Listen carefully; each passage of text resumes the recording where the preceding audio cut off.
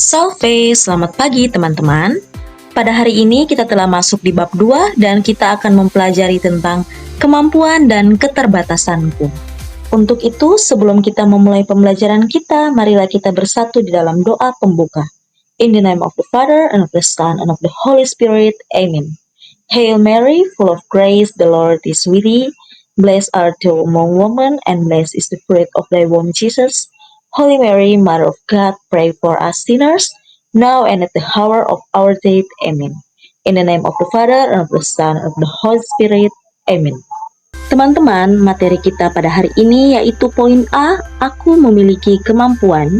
Dengan tujuan pembelajaran, peserta didik mampu mengidentifikasi kemampuan dan keterbatasannya, menyikapi secara positif dengan menerima kemampuan dan keterbatasan, sehingga melakukan tindakan yang dapat mengembangkan kemampuan serta mengatasi keterbatasan agar mengembangkan diri secara bertanggung jawab. Tidak semua orang dapat dengan mudah mengetahui dan menyadari berbagai kemampuan yang ada dalam dirinya. Sebaliknya, menemukan kekurangan dan kelemahan diri seringkali lebih mudah dibandingkan menemukan kemampuan atau kelebihan. Hal ini disebabkan oleh kesalahan persepsi, seolah-olah kemampuan itu baru disebut kemampuan bila nyata dalam prestasi yang bisa dilihat oleh orang lain. Setiap orang memiliki banyak kemampuan. Ada kemampuan yang bisa dilihat dari prestasi yang diperoleh, tetapi ada juga kemampuan yang masih tersembunyi, yang belum digali dan dilatih sehingga belum nampak. Mereka yang sudah mampu menemukan dan menyadari kemampuannya sejak dini, akan memiliki kepercayaan diri yang kuat dan dapat mengarahkan cita-cita mereka sesuai dengan kemampuannya itu. Teman-teman, kemampuan bisa dilakukan dengan cara mencermati kemampuan-kemampuan yang menonjol, kebiasaan yang paling disukai, minat yang ditekuni, yang selama ini baik yang langsung disadari maupun yang dikatakan orang lain. Iman Kristiani menegaskan bahwa sejak awal diciptakan setiap manusia itu dibekali oleh Allah dengan berbagai kemampuan. Bekal itu diberikan supaya manusia dapat hidup dan berkembang menuju kesempurnaannya. Setiap orang diberikan kemampuan yang berbeda satu terhadap yang lain, sebab dengan perbedaan tersebut, manusia dapat saling membantu dan bekerja sama dalam mengembangkan diri. Kemampuan yang telah dianugerahkan Allah itu perlu disadari dan dikembangkan dengan sikap yang bertanggung jawab, agar dapat berguna bagi diri sendiri dan dalam membantu sesama kita. Kemampuan atau ability merupakan kecakapan seorang individu untuk mengerjakan tugas, pekerjaan, atau kegiatan tertentu. Kemampuan itu wujudnya bisa bermacam-macam, antara lain bakat, kepandaian, karakter, potensi, bahkan minat. Dalam iman Kristiani, selain kemampuan, potensi, dan bakat, ada juga yang disebut karunia khusus, misalnya gift, yang sangat langka dimiliki oleh manusia. Seorang indigo bisa melihat kejadian di masa lalu atau di masa depan.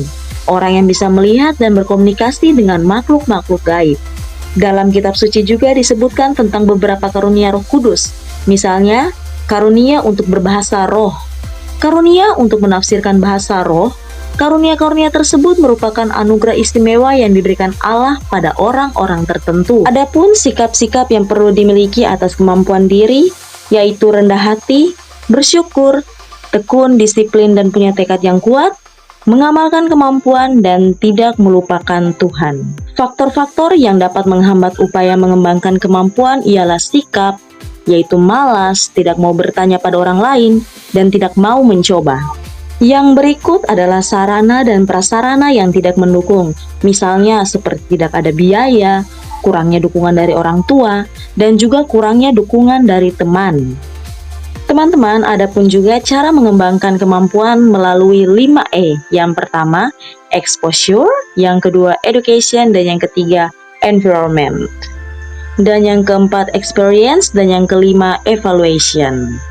Selanjutnya, kita masuk pada poin B, yaitu kemampuanku terbatas. Dengan tujuan pembelajaran, peserta didik mampu mengidentifikasi keterbatasan dirinya dan memahami cara menyikapi serta mengatasinya secara bertanggung jawab, sebagaimana diteladankan oleh orang lain dengan dilandasi pesan kitab suci, sehingga memiliki sikap percaya diri dan menghargai kelemahan sesama. Teman-teman, tidak ada seorang manusia yang sempurna, tidak ada seorang manusia juga yang hebat dalam segala hal. Setiap orang pasti mempunyai kekurangan atau keterbatasan, tetapi tidak semua orang yang memiliki kekurangan atau keterbatasan dalam dirinya hidupnya terpuruk. Sebaliknya, banyak yang bisa sukses melebihi orang lain yang normal. Misalnya, orang yang tidak terlalu pandai seperti matematika atau fisika, ia bisa sukses menjadi pemimpin perusahaan. Terdapat berbagai sikap dalam menghadapi keterbatasan. Yang pertama, ada yang menutupinya dengan berbagai cara supaya orang lain tidak melihatnya. Akibatnya ia berpura-pura hebat, gaya bicaranya bagaikan tong kosong nyaring bunyinya. Yang kedua, ada yang menganggap keterbatasan sebagai kesialan yang menimpa dirinya. Akibatnya ia hanya pasrah, berdiam diri, dan menyalahkan Tuhan sebagai pribadi yang tidak adil. Ketiga, ada yang setelah mengetahui terbatas dalam bidang tertentu, dia berusaha mencari kemampuan di bidang lainnya dan berusaha menekuni bidang tersebut agar bisa berhasil. Yang keempat, ada yang menganggap keterbatasan sebagai tantangan untuk membuktikan bahwa bila berusaha mengatasi keterbatasannya, ia akan sukses. Teman-teman, iman Kristiani mengajarkan bahwa pengalaman keterbatasan merupakan pengalaman yang tak dapat diingkari. Manusia di satu pihak diciptakan dalam kesempurnaan, tetapi di pihak lain mempunyai keterbatasan juga. Keterbatasan yang dimiliki dalam bentuk apapun, sesungguhnya menyaratkan suatu panggilan untuk berelasi dengan sesama, bekerja sama untuk saling melengkapi dan saling mengembangkan. Selanjutnya, kita akan melihat manfaat mengetahui keterbatasan dan kekurangan. Yang pertama, membuat kita memiliki sikap positif terhadap diri sendiri, sadar bahwa diriku bukan makhluk yang sempurna. Yang kedua, membuat diri kita makin mengetahui cara menempatkan diri dalam pergaulan dan tidak bereaksi negatif terhadap orang lain. Kita tidak akan mudah marah dikatakan sombong bila kita sadar bahwa memang kita cenderung menyombongkan diri. Selanjutnya, manfaat yang ketiga adalah membuat kita mengetahui apa yang perlu diperbaiki atau dilatih.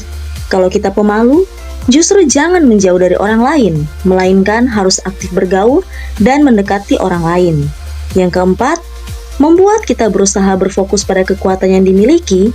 Kalau sadar bahwa kita kurang terampil dalam pelajaran agama, maka selain terus berlatih agar nilai agama menjadi lebih baik, kita juga harus berusaha menunjukkan prestasi pada pelajaran yang lain yang kita senangi. Ada juga sikap negatif dalam menghadapi keterbatasan atau kekurangan diri dengan yang pertama, menutupi kekurangan lalu bertindak munafik. Contohnya, ada orang yang sesungguhnya keluarganya pas-pasan, tetapi supaya diterima oleh teman-temannya, dia sering bercerita atau berpenampilan seolah-olah dia berasal dari orang kaya. Lalu yang kedua, tidak puas terhadap diri sendiri, lebih ingin menjadi seperti orang lain. Contohnya seperti banyak orang yang karena tidak puas terhadap penampilannya, lalu mereka melakukan operasi plastik.